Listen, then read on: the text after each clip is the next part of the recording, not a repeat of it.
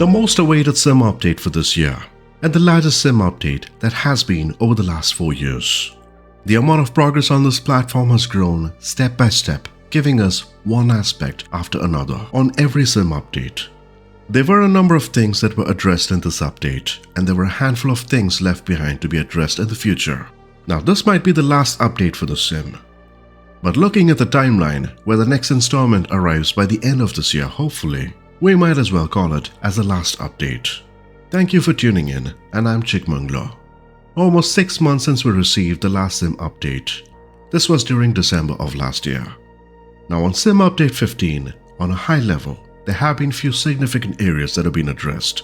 Firstly, the Sim can now support touch and gyro controls on Xbox Cloud Gaming, allowing for a better experience. The highly anticipated Airbus A320neo version 2 has arrived with this update. It's a free aircraft by the way from Intl. Performance improvements, including better FPS, reduced stutters, and shorter load times. Various crash fixes, bug fixes, of course avionics that were a good chunk of updates, a much needed one. Aircraft fixes, airports as well. These are the handcrafted airports that were part of all editions sold, plus peripherals. In terms of general bug fixes, a number of issues were addressed, improving gameplay.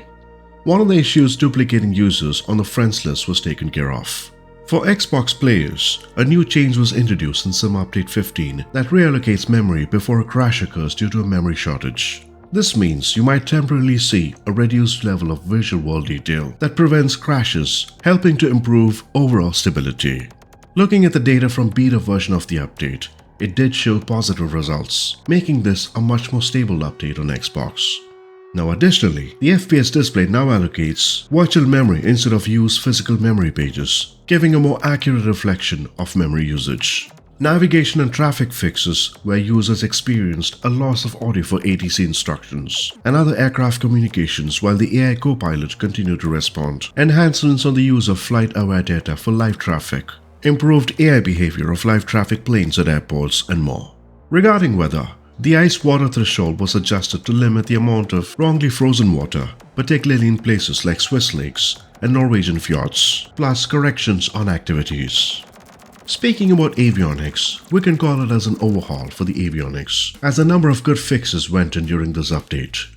On the Garmin G3000 and the G5000, issues on MFD navigation data that displayed wrong airports has been fixed, GPS signals, HSI to and from indicators and more. Similarly, on the Garmin G3X Touch, a comprehensive visual overhaul for more accurate details, operations, look and feel. It can now support direct-to and point-to-point VFR flight planning and navigation, IFR navigation, and aircraft-specific EIS and MFD engine page layouts, including optional lean assistant and fuel calculator functions.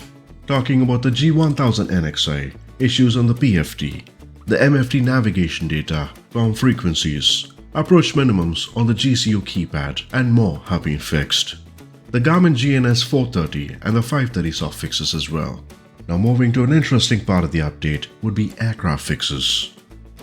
On a general level, there have been fixes that made more sense, improving the overall experience for us. From adding 32 multi-rotor support for helicopters, improved performance for glass cockpit heavy airplanes, improving plane and livery model matching for live traffic aircraft.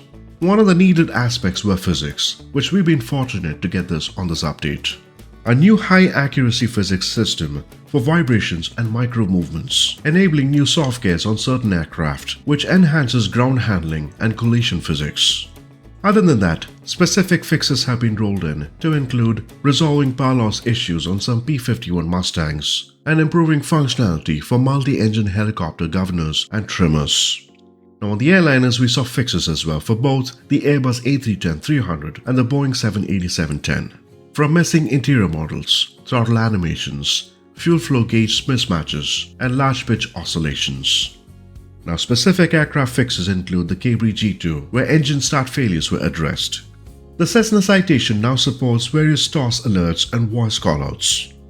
The Cirrus SR-22T has updated control stick positions. Now this includes the Cub Crafters, NX Cub, and X Cub, where we have also seen updated avionics to the overhauled G3X Touch. On the visual part of the Sim update, we saw many airport fixes come in, and also factors that made a difference, from missing aerials, graphical glitches, and various issues at multiple launch airports across all editions. This includes taking care of problems with taxiways, lights, organizing gates, terrain, and so much more.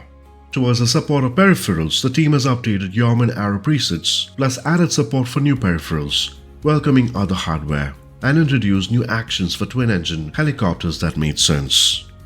Over 280 plus changes on this update, more experiences for simmers like us, and hopefully more journeys to continue on another level of course. Sim Update 15 marks as a milestone of an update, and we couldn't be thankful enough to have an amazing team behind to get all this done. I truly hope you enjoyed this video. Do subscribe for more and do share your thoughts on the comments below. Until next time, bye bye for now. I'm falling asleep.